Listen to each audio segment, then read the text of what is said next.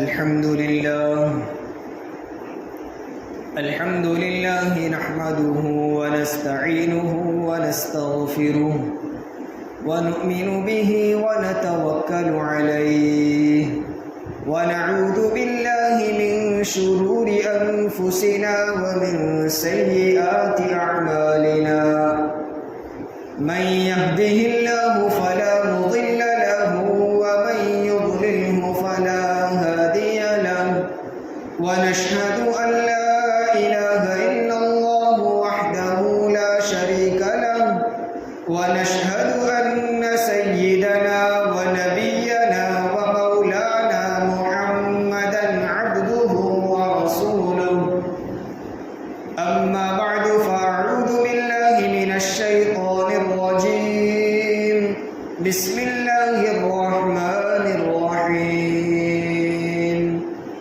واعبدوا الله ولا تشركوا به شيئا وبالوالدين إحسانا وبذي القربى واليتامى والمساكين والجار ذي القربى والجار الجنب والصاحب بالجنب وابن السبيل وما ملكت أيمانكم.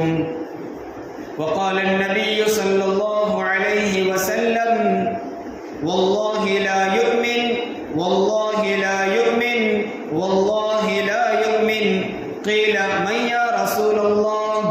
قال الذي لا يأمن جاره بوائقه. وقال النبي صلى الله عليه وسلم ما زال جبريل يوصيني بالجار حتى ظننت أنه سيورثه أو كما قال عليه الصلاة والسلام. میرے محترم اور مکرم ایمانی اور اسلامی بھائیوں، انسان کی فطرت ہے کہ وہ اکیلا اور تنہا رہنا پسند نہیں کرتا. ہمیشہ انسان جہاں بستے ہیں وہ ایک سوسائٹی بنا کر آپس میں مل جل کر ایک محلے اور بستی میں رہتے ہیں. تنہا جنگل میں اور اکیلے پورے علاقے میں تنہائی کے ساتھ انسان رہنا پسند نہیں کرتا. یہ وحشی اور پھاڑ کھانے والے جانوروں کی عادت ہے جو جنگل میں چھپ کر تنہائی میں رہنا پسند کرتے ہیں. شکار کی ضرورت پڑی، بھوک لگی تو وہ جنگل میں چکر لگائیں گے، جہاں شکار نظر آیا شکار کر لیا، اپنا پیٹ بھر لیا اور پھر اپنی تنہائی میں رہ گئے. انسان کی عادت یہ ہے کہ وہ لوگوں کے آس پاس رہنا پسند کرتا ہے. اسی کو معاشرہ اور سوسائٹی کہا جاتا ہے. اپنے بیوی بچوں کے ساتھ، رشتہ داروں کے ساتھ، پھر جہاں وہ رہتا ہے وہ اس کے مکان کے اطراف میں اس کے پڑوسیوں کے ساتھ، جہاں اس کا کاروبار ہے، دکان ہے، کارخانہ ہے، فیکٹری ہے، تو وہاں بھی ملازمت میں اس کے ساتھ دوسرے لوگ لگے ہوئے ہیں. اس کے مختلف لوگوں کے ساتھ واسطے پڑتے ہیں، کاروبار کے اعتبار سے، گھر اور رہائش کے اعتبار سے. اگر وہ اسکول، کالج یا مدرسے کا کوئی اسٹوڈنٹ یا طالب علم ہے تو وہاں کے لوگوں کے ساتھ اس کو واسطہ پڑتا ہے. اللہ رب العزت کا احسان ہے کہ اللہ تبارک و تعالیٰ نے ہمیں ایسی کامل شریعت عطا فرمائی کہ انسان کے جہاں جہاں جن جن لوگوں کے ساتھ واسطے پڑتے ہیں ان سارے لوگوں کے حقوق بھی اسلام نے سکھائے. اگر وہ گھر پر رہتا ہے تو پڑوسیوں کے حقوق، مدرسے یا اسکول کا اسٹوڈنٹ یا طالب علم ہے تو اس کی کلاس کے، اس کے کلاس میٹ کے ساتھ، اس کے ہمدردوں کے ساتھ اس کو کیسے برتنا ہے، استاد کے ساتھ کیسے برتاؤ کرنا ہے. اگر وہ ماسٹر ہے تو اس کے اپنے شاگردوں اور اسٹوڈنٹ کے ساتھ کیا برتاؤ کرنا ہے. والدین کے کیا حقوق ہے، والدین پر اولاد کے کیا حقوق ہے، ہر ایک کے حقوق شریعت نے بیان کی. ہر ایک کے ساتھ کیسا برتاؤ کرنا ہے یہ کامل اور مکمل شریعت اسلامیہ نے سکھائی. اس شریعت کے علاوہ کسی شریعت میں ایسے باریک باریک مسائل اور ایسی چھوٹی چھوٹی چیزوں کو سکھایا نہیں گیا. در حقیقت وہ ہماری نظروں میں وہ چیزیں چھوٹی ہے لیکن حقیقت میں وہ بہت اہم اور بہت بڑی چیزیں ہیں جس کی معاشرے میں بڑی اہمیت ہے. تو جن جن لوگوں کے حقوق بیان کیے ہیں ان میں سے ایک حق پڑوسی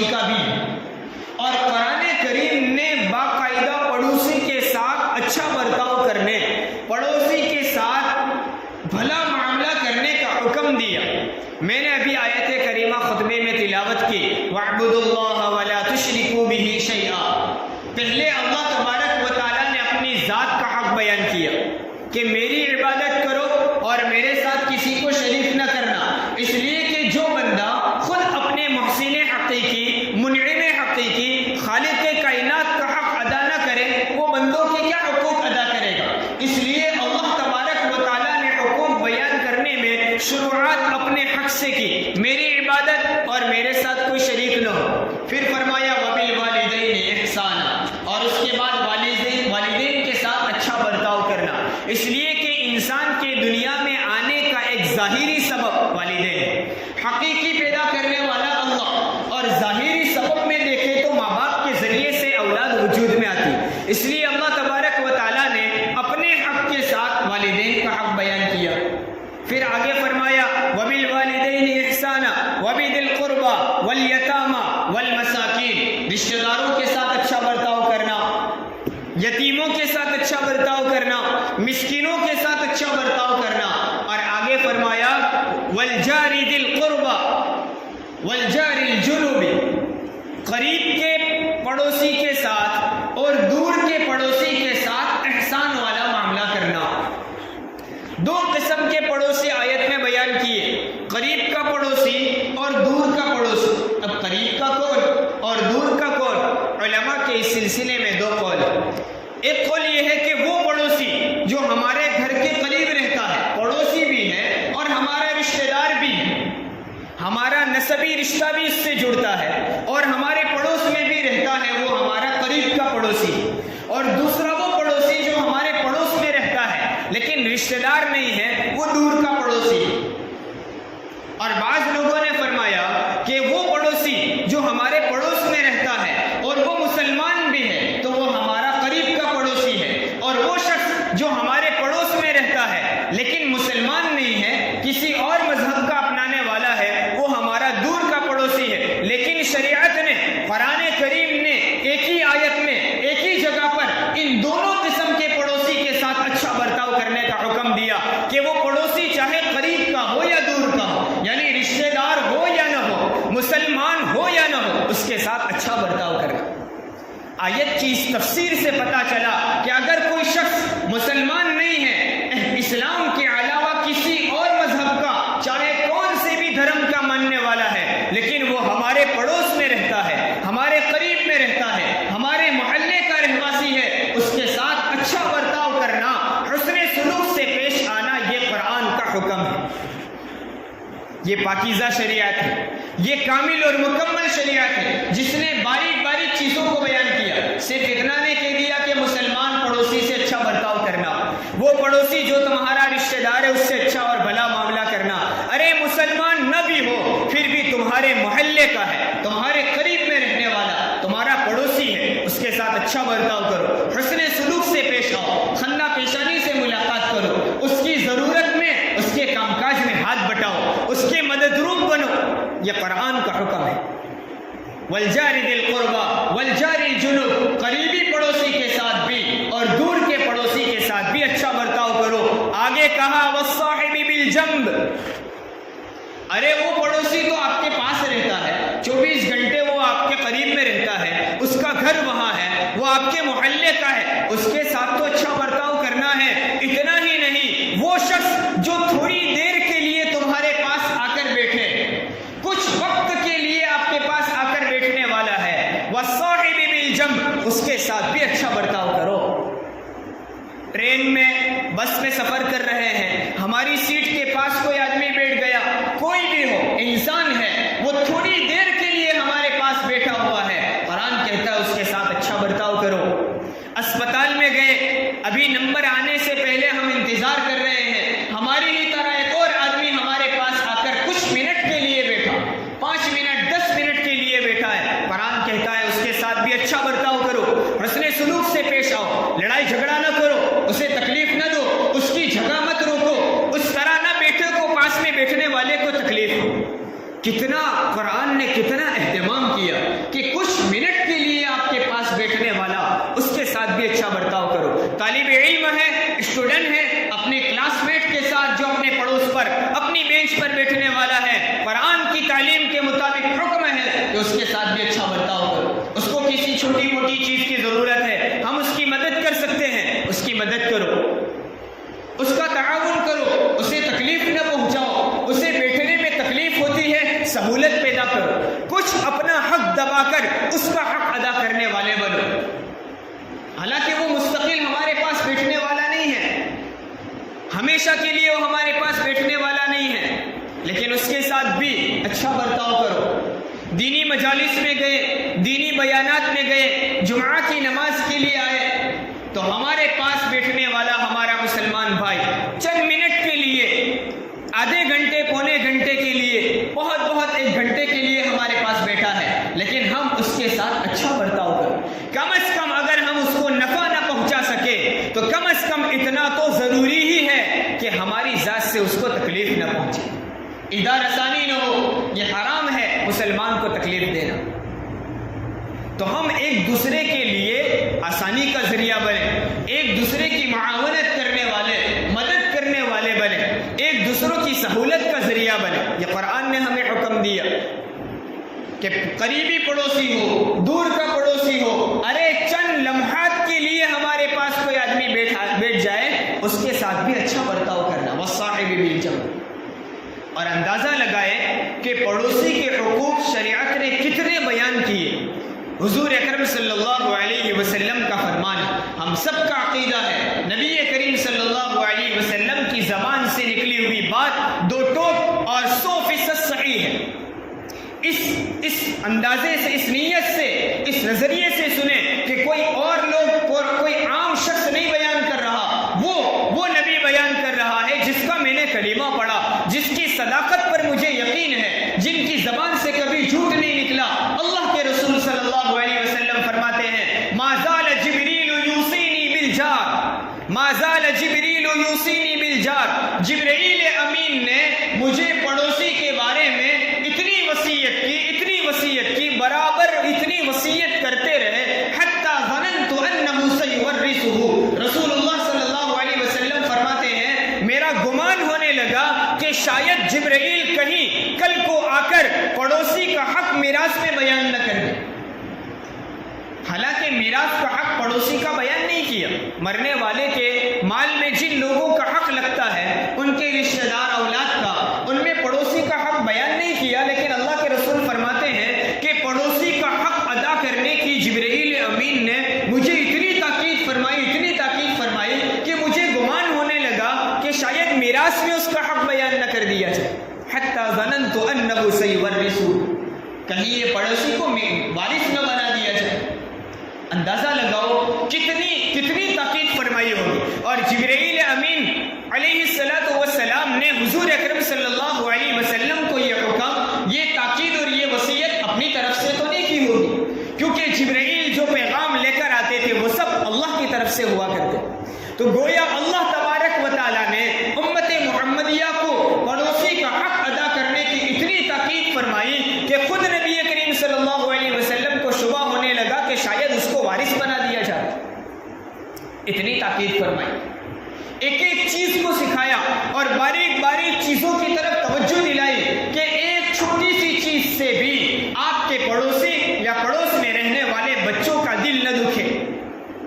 اس لیے حضرت ابو ذر غفاری رضی اللہ تعالیٰ عنہ فرماتے ہیں کہ رسول اللہ صلی اللہ علیہ وسلم نے مجھے حکم دیا, یا ابا ذر, اے ابو ذر, اذا طبخت مرقة فاکثر ماءها وتعاهد جیرانک. اے ابو ذر, جب تم اپنے گھر میں ایک شوربے والا سالن بنائے, ایسا سالن بنائے جس میں شوربہ ہے, تو تھوڑا پانی زیادہ ڈال دے تاکہ سالن میں پانی زیادہ گرنے کی وجہ سے سالن زیادہ ہو جائے. سالن زیادہ کر کے تو اپنے پڑوسی کا خیال کر, یعنی اپنے گھر میں پکنے والی چیز کا کچھ نہ کچھ حصہ اپنے پڑوسی کو بھی پہنچایا کرو, اس کا بھی ایک حق ہے. آپ کے گھر میں شوربے والا سالن بنے, ابو ذر فرماتے ہیں اللہ کے رسول نے مجھے حکم دیا تو تھوڑا پانی زیادہ کر دے اور اپنے پڑوسی کا خیال کیا کر. اور خود حضور اکرم صلی اللہ علیہ وسلم کی روایت ہے کہ تمہارے گھر میں پکنے والی ہنڈیاں, جس برتن میں آپ کھانا پکا رہے ہیں, اس کی خوشبو سے اپنے پڑوسی کو تکلیف نہ دینا. اس لیے کہ جب گھر میں کھانا بنتا ہے اور کھانا پکنے کو تیار ہوتا ہے تو اس کی خوشبو پھیلتی ہے اور قریب کے مکان تک وہ خوشبو پہنچتی ہے. ہو سکتا ہے تمہارا کوئی پڑوسی اس قسم کا کھانا بنانے کی استطاعت نہ رکھتا ہو. ایسا کھانا بنا ہے جس کی خوشبو سے اندازہ ہو جاتا ہے پڑوسی کو اس خوشبو کے سونگھنے کی وجہ سے وہ کھانے کی خواہش پیدا ہو, اور شاید وہ اس کھانے کے پکانے پر قدرت نہ رکھتا ہو تو اس کے دل میں وہ ایک دائیا پیدا ہوگا, کھانے کی ایک طلب پیدا ہوگی, لیکن نہ ملنے کی وجہ سے اس کا دل دکھے گا. اس لیے کیا کر دو, تھوڑا سالن زیادہ بنا دو تاکہ پڑوسی کو بھی پہنچ جائے اور اس کا دل نہ دکھے. کتنا اہتمام کیا ہوگا. حضور اکرم صلی اللہ علیہ وسلم باقاعدہ حضرت ابو ذر غفاری رضی اللہ تعالیٰ عنہ کو اس بات کا حکم دے رہے. تو ہمارے گھر میں یہاں تک کہ علماء فرماتے ہیں اگر ہم کوئی ایسی نئی چیز, کوئی کھانے پینے کی چیز لے کر آتے ہیں تو اس کو کھلم کھلا لوگوں کو دکھاتے ہوئے نہ لائیں, بلکہ گھر میں چھپا کر لے آئیں تاکہ پڑوس کا بچہ وہ چیز دیکھ لے, اور اگر اس کے دل میں وہ کھانے کی خواہش پیدا ہو اور اس کو نہ ملے تو اس کا دل دکھے گا. اس سے بڑھ کر یہاں تک اہتمام ہمارے علماء اور ہمارے اکابر کا ہے کہ اگر ہم نے کوئی پھل کھایا ہے تو اس کے چھلکے بھی اپنے پڑوسی کے دروازے پر نہ ڈالو, قریب میں نہ ڈالو. آپ کو اندازہ ہے یہاں ڈالوں گا فلاں پڑوسی غریب ہے, وہ دیکھے گا, اس کے بچے دیکھیں گے, اس کا دل دکھے گا.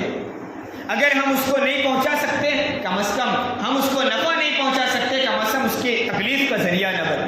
یہ پڑوسوں کے حقوق, سارے حقوق بیان کیے جو آیت میں نے ابھی بیان کی, اس میں والدین کے حقوق, مساکین کے حقوق, یتیموں کے حقوق, ان سب کے حقوق کے ساتھ خاص طور پر پڑوسیوں کے حقوق بیان کیے. اور اس آیت کی تفسیر میں نبی کریم صلی اللہ علیہ وسلم نے یہ احادیث بیان کی. اندازہ لگائے ذرا, خود حضور اکرم صلی اللہ علیہ وسلم جو رحمت للعالمین اپنی امت کے لیے سب سے زیادہ شفیق ہے, سب سے زیادہ مہربان ہے. حضور اکرم صلی اللہ علیہ وسلم سے بڑا مہربان اس امت کے لیے مخلوق میں کوئی نہیں, لیکن پھر بھی کیا فرماتے ہیں, 3 مرتبہ رسول اللہ صلی اللہ علیہ وسلم نے فرمایا واللہ لا یؤمن, واللہ لا یؤمن, واللہ لا یؤمن. اللہ کی قسم وہ آدمی مومن نہیں, اللہ کی قسم وہ آدمی مومن نہیں, اللہ کی قسم وہ آدمی مومن نہیں. 3 مرتبہ حضور اکرم صلی اللہ علیہ وسلم قسم کھا کر فرماتے ہیں, ایمان کی نفی کرتے ہیں کہ وہ آدمی مومن ہی نہیں. کسی نے پوچھا کہ میں یا رسول اللہ, کون ہے اللہ کے رسول, کس کے بارے میں آپ فرماتے ہیں کہ وہ مومن نہیں ہے؟ اللہ کے رسول صلی اللہ علیہ وسلم نے فرمایا الذی لا یأمن جارہ بوائقہ, وہ آدمی کہ جس کا پڑوسی اس کے شر سے محفوظ نہ ہو, اس کی تکلیف سے مامون اور محفوظ نہ ہو, وہ آدمی جس کا پڑوسی اس کی تکلیف سے محفوظ نہ ہو, وہ آدمی مومن نہیں. حضور اکرم صلی اللہ علیہ وسلم ایمان کی نفی کر یوں نہیں فرما رہے ہیں کہ وہ آدمی جو اپنے پڑوسی کو تکلیف دیتا ہو, ارے تکلیف دی نہیں ہے لیکن ایسا اس کا سخت مزاج ہے, اکھڑ دماغ کا ہے کہ اس کا پڑوسی ہمیشہ خطرے میں رہتا ہے, اس کو ڈر لگا رہتا ہے, پتہ نہیں یہ کب کیا کر لے, اس لیے اس کو چھیڑنے کا نہیں, دور سے سلام کر دینا. بعض لوگوں کا مزاج ایسا سخت ہوتا ہے کہ پڑوسی بھی اس سے سنبھل کے رہتے ہیں کہ ان کو چھیڑنے کی ضرورت نہیں ہے, پتہ نہیں ہم ان سے بول چال رکھیں گے, ان سے دوستیاں لگائیں گے اور وہ کب بگڑ جائے اور ہمارا نقصان پہنچا دے. یہ اکھڑ مزاج کا آدمی ہے. اللہ کے رسول فرماتے ہیں اگر کوئی آدمی ایسا ہے جس کا پڑوسی اس سے معمول نہیں, وہ آدمی مومن ہی نہیں. حالانکہ علماء نے اس قسم کی روایات کی توجیح کی ہے کہ اس سے وہ دائرہ ایمان سے نہیں نکلے گا, کافر تو نہیں ہوگا, لیکن اتنا تو ضرور ہے کہ وہ آدمی مومن کہے جانے کے لائق نہیں. کتنی سخت بات حضور اکرم صلی اللہ علیہ وسلم نے فرمائی پڑوسی کا حق بیان کرنے کے لیے. ہم خود اپنی ذات کا اندازہ لگائیں, اپنے معاشرے اور اپنی سوسائٹی کو دیکھیں کہ میرے گھر سے اور میری ذات سے اور میرے اہل خانہ سے کہیں ہمارے پڑوسی کو تکلیف تو نہیں ہوتی. یہ فخر کرنے کی چیز نہیں ہے کہ ہمارے پڑوسی ہمارے سامنے سر اونچا نہیں کرتے. بعض لوگ اس بات پر فخر کرتے کوئی آڈا پاچھا تھا ہی نہیں ہمارا سامنے. یہ کوئی فخر کرنے کی چیز نہیں ہے. ڈرنے کی ضرورت ہے کہ تیری سخت مزاجی اور تیرے ایسے اکھڑ دماغ کی وجہ سے تیرا پڑوسی پریشان ہے, اور اللہ کے رسول کی زبان میں قسم کھا کر اللہ کے رسول فرماتے ہیں واللہ لا یؤمن, وہ آدمی مومن نہیں. تو ڈرنے کی ضرورت ہے, جائزہ لینے کی ضرورت ہے کہ کہیں حضور اکرم صلی اللہ علیہ وسلم کی زبان سے بیان کی ہوئی وعید کا اب ہم خود اپنی ذات پر، اپنے معاشرے پر، اپنے اہل خانہ پر غور کریں کہ ہماری ذات سے کوئی تکلیف نہ ہو، ورنہ ہم نمازی بھی کہے جائیں، ہم حاجی کہے جائیں، ہم عالم اور مفتی بھی کہے جائیں، ہم مبلغ بھی کہے جائیں، اور ہمارا پڑوسی ہم سے محفوظ اور معمول نہ ہو، تو یہ سارے القابات بیکار ہیں۔ ہمارا خیال یہ ہوتا ہے ہمارے گھر سے نکلنے والا پانی پڑوسی کے دروازے پر پہنچتا ہے، پھر بھی ہمارے نمازی ہونے پر کوئی فرق نہیں پڑتا۔ ہمارے گھر کا کچرا ہم پڑوسی کی دیوار کے پاس ڈال دیں، اس کے چلنے کے راستے پر ڈال دیں، تو بھی میرے حاجی ہونے پر کوئی فرق نہیں پڑتا۔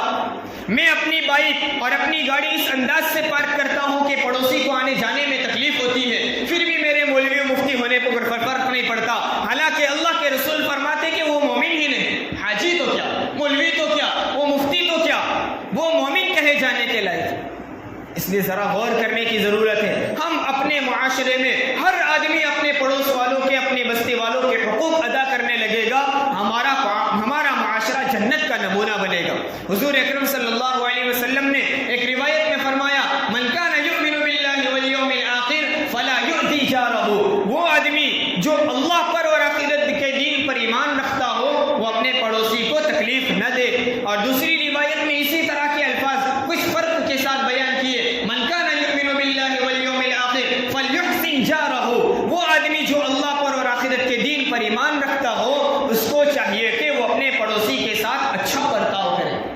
تکلیف دینا تو دور کی بات، تکلیف نہ دے، خاموش بھی نہ رہے، اچھا برتاؤ کرنا شروع کرے، حسن سلوک سے پیش آئے، اور اگر ہمارے پڑوسی کی طرف سے کوئی تکلیف دہ بات آتی ہے تو برداشت کرنا سیکھے، برداشت کرنے کی صلاحیت پیدا کرے۔ جب یہ حقوق بیان کیے جاتے ہیں تو ہمارے دل میں خیال آتا ہے کہ ہم اس کے ساتھ اچھا برتاؤ کیا کریں، اس کو بھی تو دیکھو وہ یہ کرتا ہے، وہ یہ کرتا ہے، وہ یہ کرتا ہے، بھئی وہ اس کے اعمال ہیں۔ آپ اچھا برتاؤ کرنا شروع کریں گے، ایک نہ ایک دن اس کا دل بھی نرم ہو جائے گا اور پھر وہ بھی آپ کے ساتھ حسن سلوک سے پیش آئے گا۔ اور اگر دونوں ضد پر اڑے رہیں گے نتیجہ یہ ہوگا ہم جب تک زندہ ہیں تب تک نہیں، ہماری نسلوں اور ہماری اولادوں میں بھی وہ جھگڑے قائم رہیں گے۔ اس لیے ضرورت ہے ہم تمام کے حقوق ادا کرنے والے، چاہے وہ پڑوس میں ہمارا رہنے والا ہمارا رشتہ دار ہو، چاہے وہ مسلمان ہو یا غیر مسلم ہو۔